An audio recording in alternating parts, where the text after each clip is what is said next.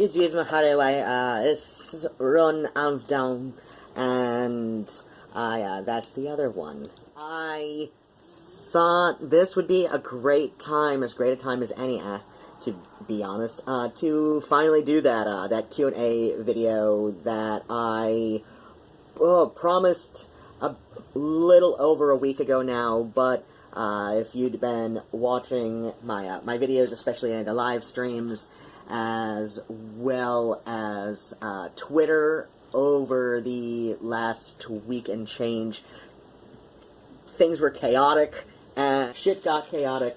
On the good side, it should be a bit less so, and hey, I got the belt that I need in a 2-pack for my vacuum cleaner, and right, kitty? So, this is my 1,000 plus subscriber Q&A. I think I'll do another one when I get to 2,500. That sounds like a good milestone. I'm gonna start with 4 frequently asked ones that not necessarily from anybody in particular. These are just questions that I get on a near weekly basis.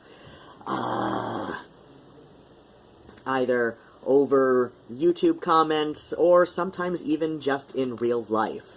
And so, FAQ number 1, some variation of what is your gender. In addition to the fact that I have addressed this in its own video once before, as well as I talk about it a lot. In fact, I'm shirtless enough that it should be quite apparent that I'm a man.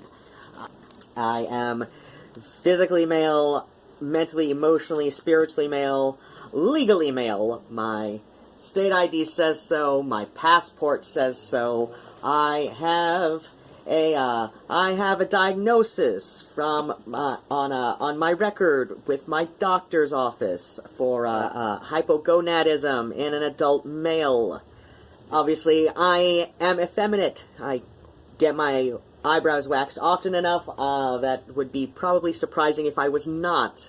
As far as any further details about that, yes, I have a video about it. Please feel free to go hunt that down, and you are certainly welcome to disagree with anything I just said about my gender, but to paraphrase one Ray Smuckles, I will still sit here being male, and you'll be wrong, won't you? Yes, indeed. FAQ number 2. How does one pronounce my name? I literally say my name at the beginning of every video. My name is Ruadhán.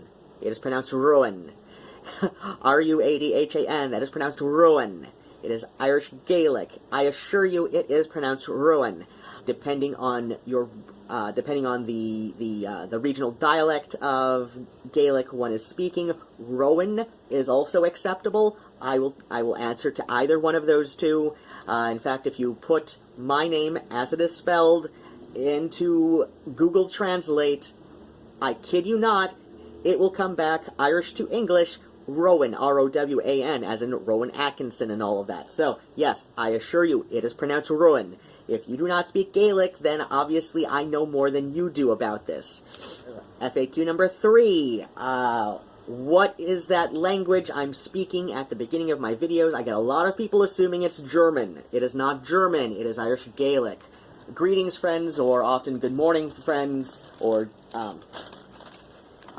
sometimes I include the way, Mohare way, which would be approximately dear friends. Is Ruadhán Amsdom, that would be my name is Ruadhán. So, that is what I'm saying at the beginning of every video. While I do know a little bit of German vocabulary, in fact, I've noticed that when I'm watching German films with subtitles, the longer the film goes on, the less and less attention I give to the subtitles. That has a lot to do with the fact that English is a Germanic language in origin. A lot of vocabulary is still based in German, and so about halfway through, about halfway through most German films that are subtitled, I just kind of go with it, and I can figure out what people are talking about, either through similar enough vocabulary to English, or from context, and I only end up about half paying attention to the subtitles. That does not mean I can speak German. It means that I can probably get by in a large German city for a day without necessarily needing a translator for every little thing. But yeah, as far as speaking goes, I'm at a fair, I guess, beginning stage for speaking Irish Gaelic. It's not something I grew up speaking. I have been integrating more of it into my home life, but that's about it. If you have any more questions about that, feel free. I do intend eventually of making a video about my Gaelic language journey.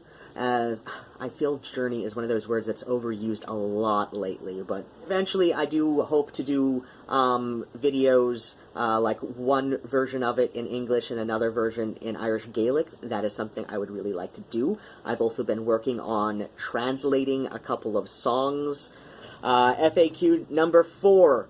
People often ask how old I am. I get a lot of this in real life especially, and the answer to that question is, that would be telling. I've actually, dropped enough hints here and there throughout many of my videos that you could probably easily figure out how old I am exactly. I'm birthday twins with Rufus Wainwright, so look up his birthday. You'll know my birthday. I am younger than he is, though. But yeah, I've been messing with people about how old I am since before, a little bit before I turned 30, 26, maybe 27. So, that was the first time I rounded my age up to 30. I've been consistently messing with people about my age since I was about 32, wherein I started, I started saying I was 35 when I was 32,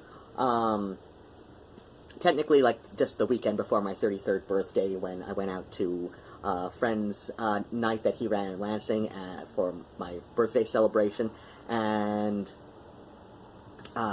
because I told him the week before how old I was, and so on my birthday, granted, I've since learned that he was on some heavy drugs at the time, so that probably explains why he forgot, but I was unaware of this, and so I just told him that, on my birthday celebration, how old are you turning? So I just said, I'm 35. I'm 35, Jay, I'm 35. So therein began the first of 3 birthdays in a row I had turned 35. And seriously, for that whole, 3 years or so, nobody noticed. So from that point on, I've just been messing with people about how old I am, and you are welcome to believe whatever you want about how old I am. Like I said, I've dropped enough hints, you can probably figure it out.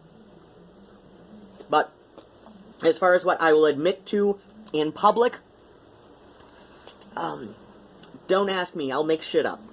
This one was asked by 2 people, that would be Elise Twitchell and Corinna Toime, T-O-I-M-E, if I've mangled how to pronounce your surname, or at least as you've listed it on YouTube, I apologize. It is not one that I recognize how to pronounce right off the top of my head. They both have asked what I do for a living. And my primary source of income is Social Security Disability income. That is SSDI.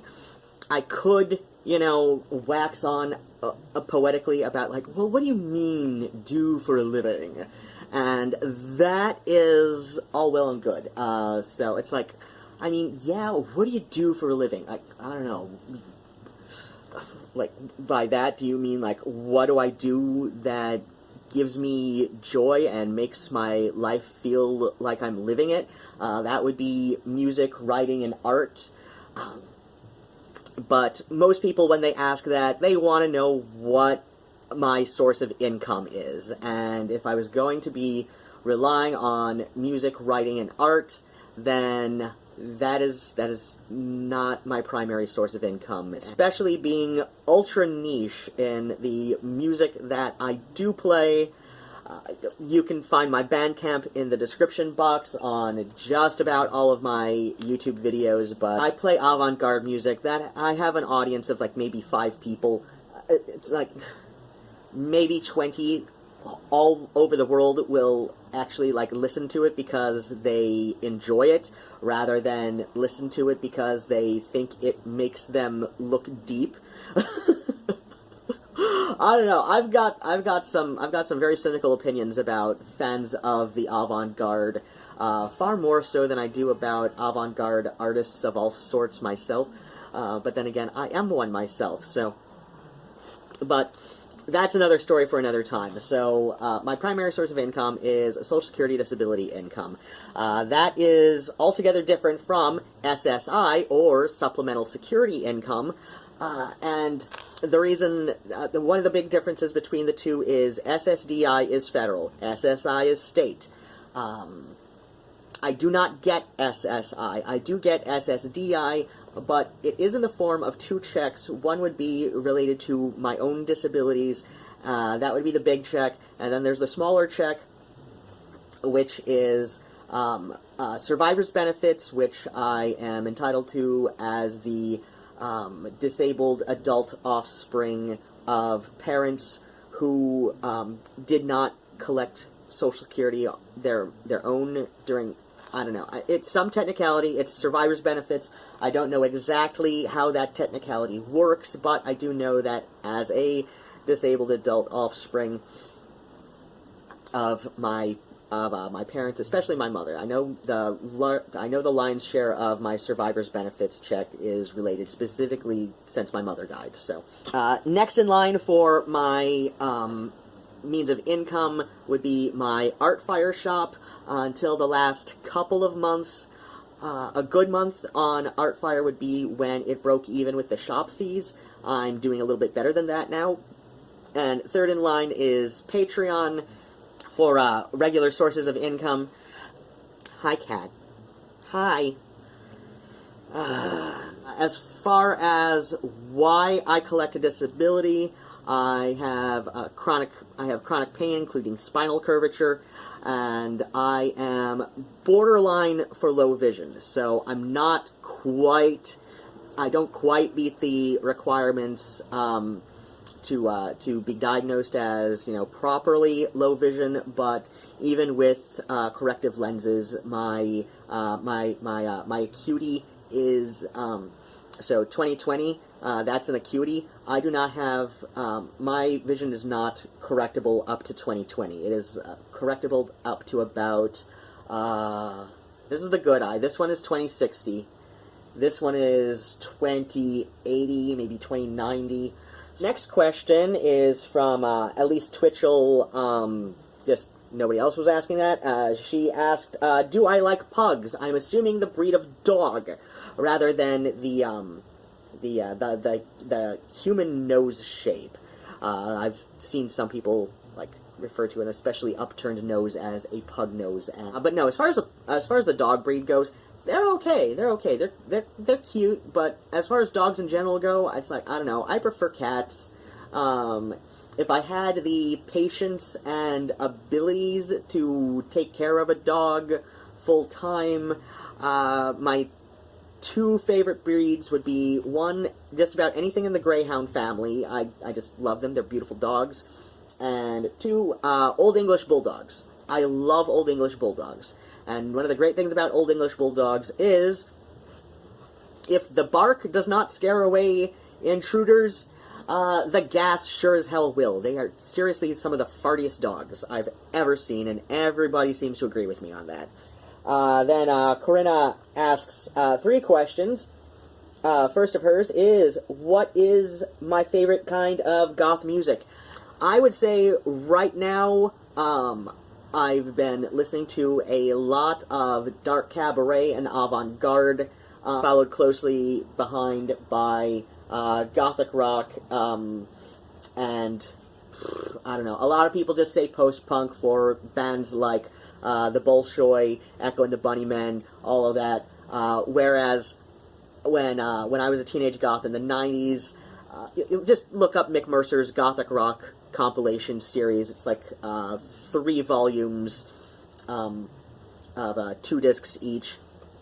Most of what people are now calling post-punk, I grew up with it being called gothic rock. So, yeah. Like, I don't know. I seem to have a much looser definition of gothic rock than a lot of people on Reddit these days who are trying to tell me what they think it was like in the 90s. And I'm like, no, I was there. These people were also there, and you are wrong, and I am right. And I'm not saying that, experience is the end-all be-all of everything. I'm just saying, like, no, this is what it was like then. Like, yeah, you can nitpick genre and all that all you like, but it doesn't matter to me. Her second question is, what do I think of cybergoth? And, I don't know. I have a video idea relating to this, but the TLDW version of that, so too long didn't watch, would be that, yeah, cybergoth is, I think at this point in the existence of cybergoth, at the very least, it has become goth enough for, or at least it should be goth enough for most people, because, I mean, yeah, it kind of started out with a different enough evolution from, like, it didn't necessarily branch off of gothic rock like Darkwave did. You can argue with me in the comments about how Darkwave came to be. There can be the argument either way about how Darkwave evolved, okay? So just let me have this for a minute. I'm trying to keep things as short as I possibly can. So, where was I going?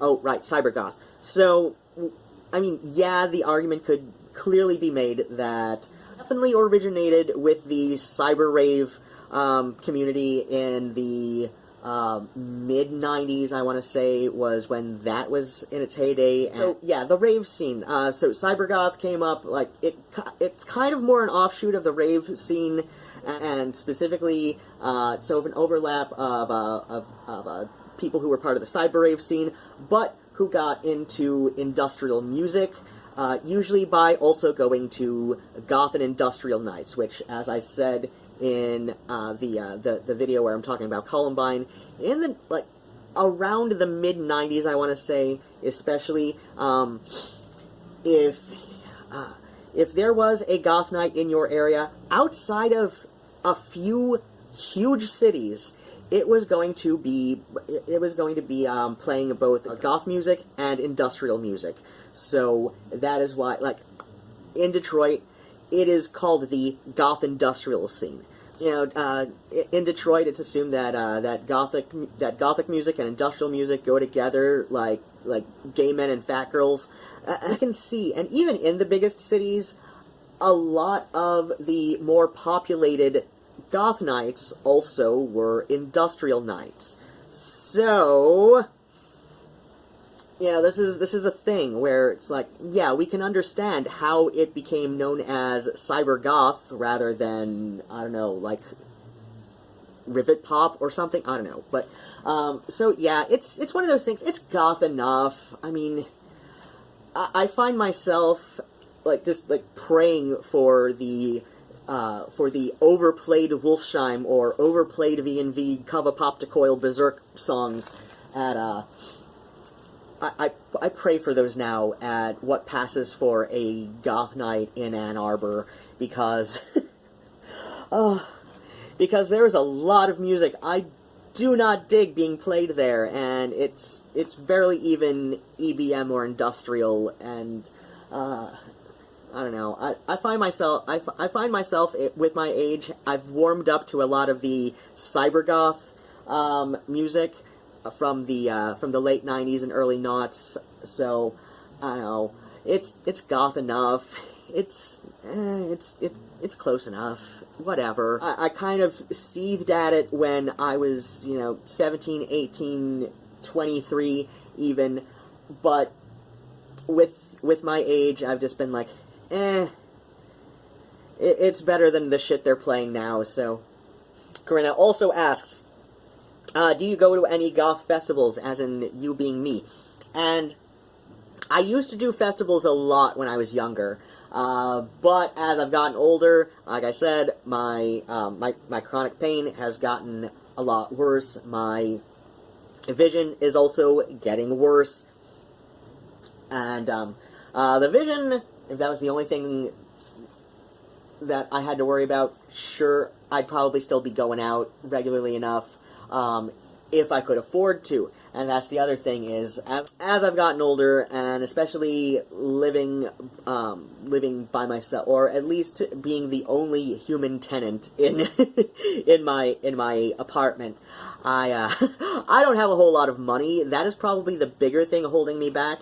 The most recent thing I was able to attend was last year at Convergence, as far as like festival kind of stuff goes.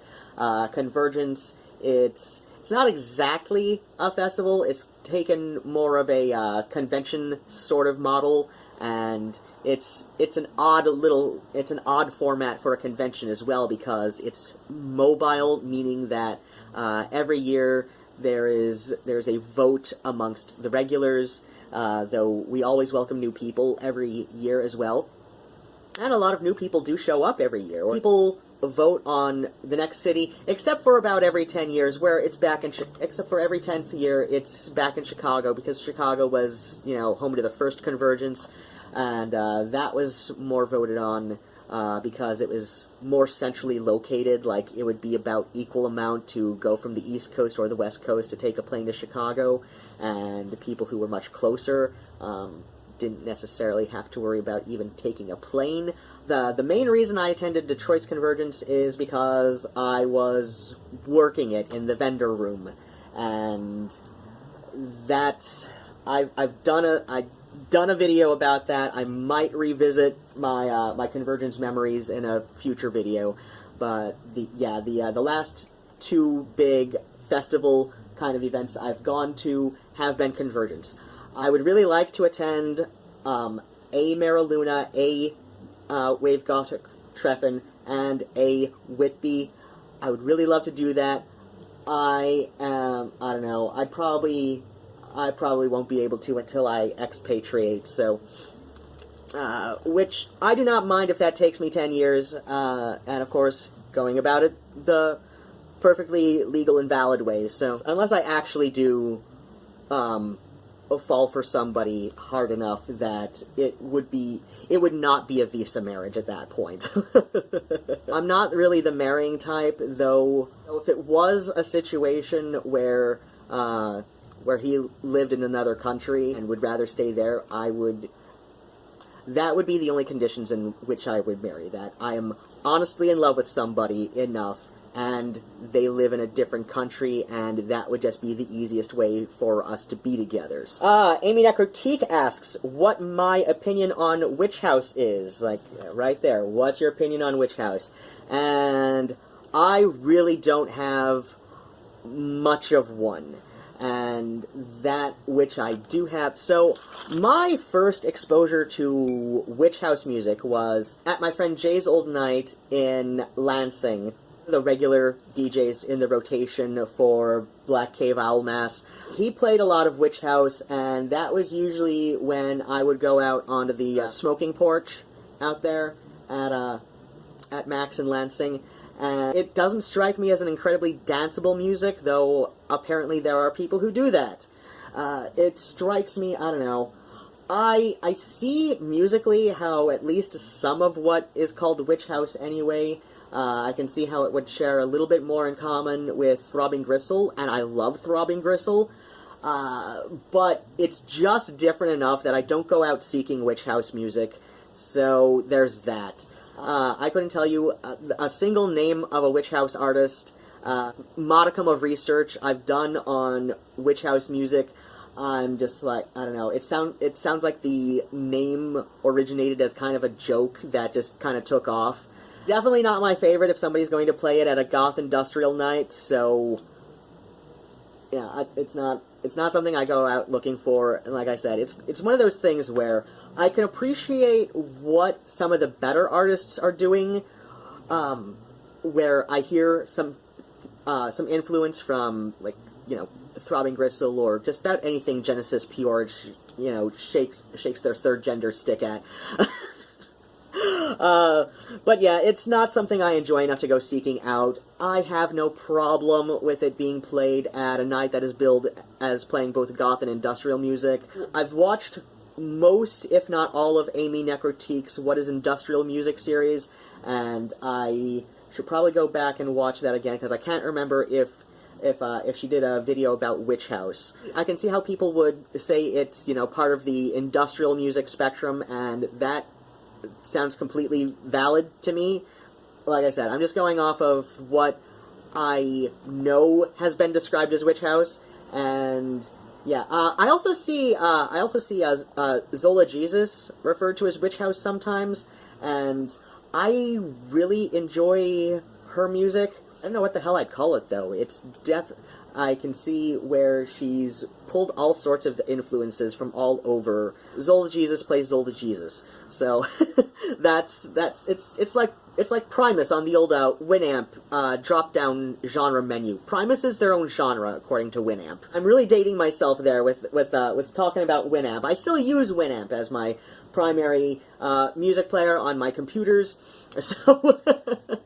So then my friend Renee, aka Necromancy, this one is from Twitter. Now I'm getting into the Twitter-based questions, and not quite a whole lot. So, Renee asks, Necromancy asks, if you could, as in me, invite 3 people to a dinner party, dead or alive, who and why?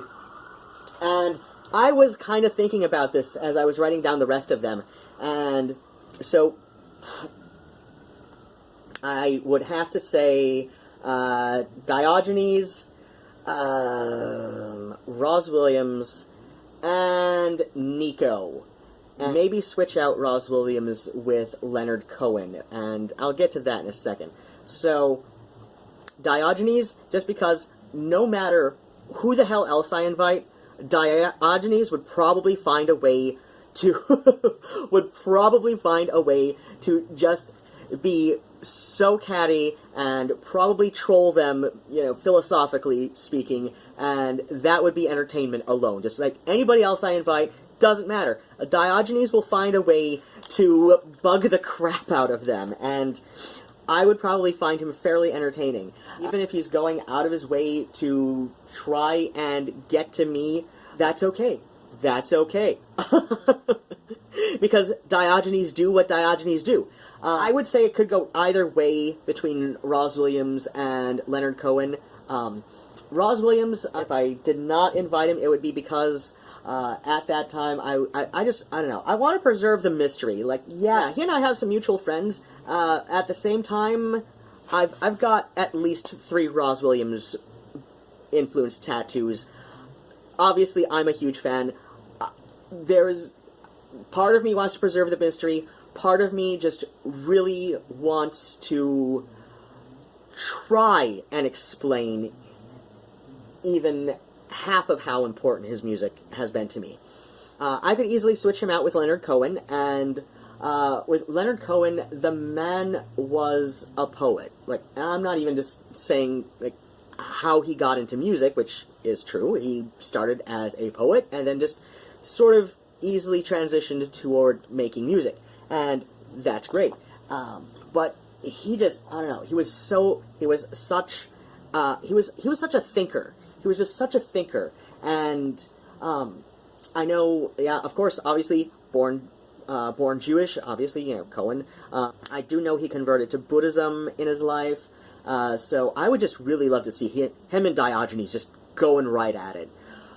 I think Roz Williams and Diogenes would probably get along very well. As an artist, Roz Williams was first and foremost a surrealist, and so a lot of while it can be easily argued that he did a lot of things for the shock value, which was a lot more socially acceptable in the 80s and even early 90s than it necessarily is now, I definitely think that Roz Williams and Diogenes would definitely hit it off, and I think Leonard Cohen and Diogenes probably would as well, though not for the same reasons. I would love to see those two talking. As far as Nico, again, part of me just really wants to meet my idols. Nico is literally the reason that I started teaching myself how to play harmonium. She had her story with how she took up the harmonium was that she basically saw it in a secondhand shop, like a shop window, and just fell in love. Never played any keyboard-based instruments in her life, so like no pianos or any other kind of organ. Learned how to play by fiddling around. And I found mine on eBay, but at the same time, my decision to play wasn't one of those like just pure happenstance kind of things like with her. It was definitely influenced by her story, but at the same time, part of me just really wants to meet one of my idols, and also, I really want to know the story behind her and Leonard Cohen, because Leonard Cohen wrote at least 2 songs about Nico, in whole or in part, or at the very least, she inspired him to write at least 2 songs. Signs point to she was at least a huge influence on this song. Off the top of my head, I am having the damnedest time remembering the titles to either of those 2. It'll go here. I'll look it up. I want to know the story behind those 2. I really do. And I have not found conclusive story about those 2 in my searches. All I know is that some people have kind of described Leonard Cohen as vaguely obsessed with Nico. I don't think it went quite that... I don't think I would go quite that far, but he was definitely intrigued by her and her music, and I want to know the story. I want to know the story. Then Cherryberry48 asks me 1, 2, 3, 4, 5, 6 questions. How would I make a first date different from any other? Every date with a person is different from any other, so I don't know. I just am. I hang out. I mean, sometimes I get vaguely panicked making sandwiches, but it's like, and if you caught the reference, you're probably cooler than I thought. So it's like, I don't know. That's one of those things where it's like, I don't know how to answer this. Every date is different. I could go out to see the same movie with the same person on 2 different occasions, and it would still be a different date. Next one is, what country would you choose for your honeymoon and why? And I would say Paris, as in France, and why? Because that is not a country I want to expatriate to, so I want it to have this special air to it. My hopes is to expatriate to Ireland. Obviously, I'm learning the language. I'm sure that would come in handy with the immigration officials. Yeah, I would like it to be a place that is kind of special to me in that sense. Paris just has a whole lot of just beautiful, rich history and culture, and yeah, it's sad about Notre Dame Cathedral. There's still so much else to see, and I'm sure somebody's going to have some charred remains that I can touch. What, according to me, is the perfect life? Happiness. That's all you really need for a perfect life is happiness, and that's going to differ for everybody. In my case, happiness is, at least right now, happiness is being the only human tenant of my apartment, and I was thinking that even before Isaac was coming close to being my ex. Like, I don't know, like he and I knew that, you know, him living here was going to be temporary, but it's like, he wasn't even here 4 weeks before I got sick of looking at him every day. It's like, and I straight up said to him a couple times, it's like, Isaac, I love you, and I love what you stand for. This is when I still did. But I wish I could send you home. Like, seriously, I don't know. I like kitties.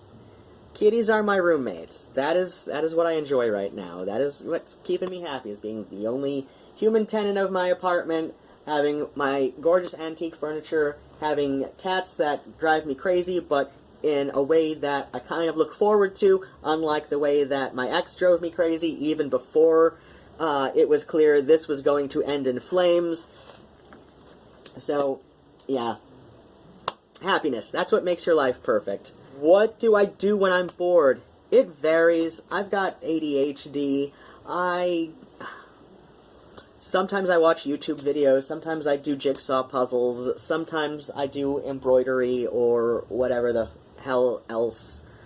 Sometimes I paint, sometimes I make music. I do a lot of different... It depends how I'm bored, why I'm bored, where I'm bored, all of that. It depends. It's a very situational thing. Being bored is a different experience every time. So, what experiences have marked me the most?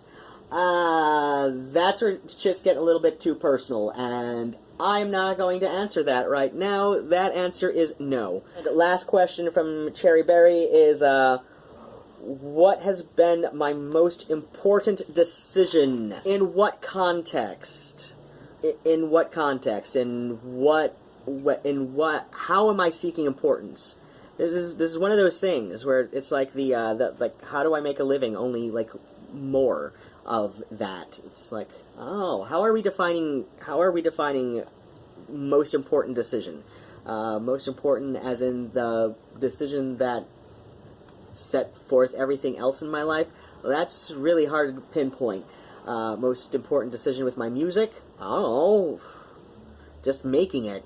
Most important decision in my life is, I don't know, it's whatever decision I have to make at that time. I don't know, there's a lot of these things where it's like, I can wax philosophical for hours, and at the end of it, nothing is going to be answered. Like, in all seriousness, I am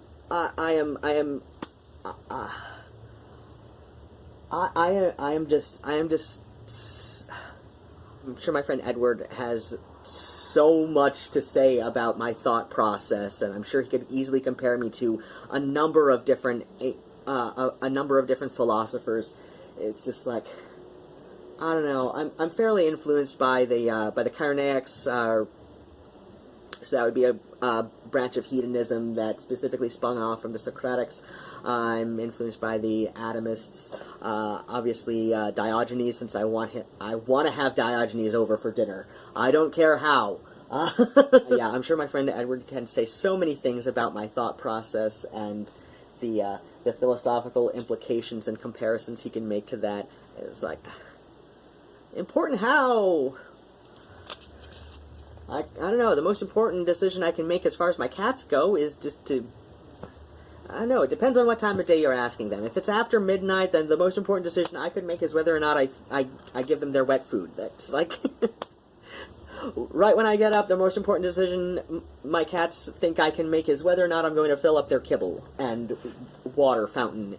Vivian Wormwood asks 3 questions. What is my favorite goth band? Top 5 to 10 if I want. I would say my top 5 would be anything Roz Williams has done, solo artist rather than a band, but he's been in several bands. So anything Roz Williams, Virgin Prunes, definitely. I'd probably say Fields of the Nephilim, Nico. Let's say for my 5th, let's say, Faith in the Muse. Other than what's really obvious, I don't know, but I don't know how to answer, like, what my favorite X is. A lot of times it's like, okay, so what criteria am I using for favorite? So, again, like, what criteria am I using for, an important decision, right? What shows do I like on TV? So, let me limit myself to what is currently on the air rather than anything that is in reruns, or we will be here for hours and hours and hours. So, shows that are in current seasons, I would say Bob's Burgers, probably my favorite animated one. For weekly, hour-long dramas, tough call between Good Girls or SVU.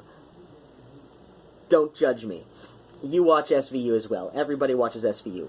And for sitcoms, I would have to say my current favorite sitcom, we're talking half-hour sitcom your classic half-hour sitcom, I would say it's Mom on CBS. There's a few other shows that I really like, but if I were going to narrow it down to those are the three that I really enjoy the most. As for regular news shows that are on a weekly or daily enough format, it's a tough call for me to decide between Daily Show with Trevor Noah or Last Week Tonight with John Oliver. I really enjoy both of those for different reasons. It is a not insignificant reason that I find the hosts of both of those shows just goddamn adorable. They are. Oh my god, Trevor Noah's got them fucking dimples. I'm gonna slap that piteous, beautiful face, as Elise would say. Louise, not Elise. Elise is a friend of mine. And Vivian's final question is, what are my thoughts on the whole Robert Smith versus Morrissey? I can think of a couple ways that can be answered. So the first would be, who is my favorite of the two? In which case, I will say, while Morrissey is the reason that I pirate Morrissey's music, note I said pirate, because Morrissey, right? I would say I definitely prefer Robert Smith as I find them both very talented musicians, but I find Robert Smith a far more preferable human being to spend my money on. So yeah, I don't have a lot of music by The Cure, but all of that which I do have by The Cure is music that I have paid money for. As for thoughts on this rivalry between the two, I find it entertaining, as I find many music rivalries entertaining. But yeah, next big Q&A video, that's going to be at 2,500 subscribers. So if you sat through all of that, you are a much kinder person than the average who watches my videos, or at least my my whole little stats for nerds on YouTube says that the average viewer watches maybe 6 minutes of my videos, and most of my videos are longer than 6 minutes. So that's okay, I guess. So if you sat through all of that, thank you so much. If you enjoyed that, please hit the thumbs up. If you disliked that, hit the thumbs down if you want. I don't care. Any kind of interaction keeps my videos being recommended by the algorithms and all of that. If you want to see more nonsense like this, I post a wide array of nonsense. So feel free to hit the subscribe button, and if you hit the little dingy bell along with the subscribe button, you might actually be updated once in a while when I do these things. I don't exactly have a set schedule. Some weeks I will post daily, some weeks every other day, some weeks I might do one video a week. I tend to do live streams every Wednesday from about 8:30 or 9:30 Eastern U.S. Time. So yeah, that's a thing. The last Wednesday of every month, though, I do my live stream is pretty much contained to reading from a book, sometimes an ebook. I think even since Chuck Tingle has been posting about the Tingleverse RPG that he is working on. I don't know if it's due out yet, but I think this coming last Wednesday, which I think is this Wednesday, I think I'm going to be reading another Tingler.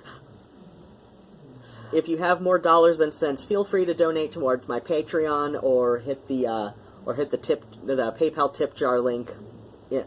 Both are in the description box below.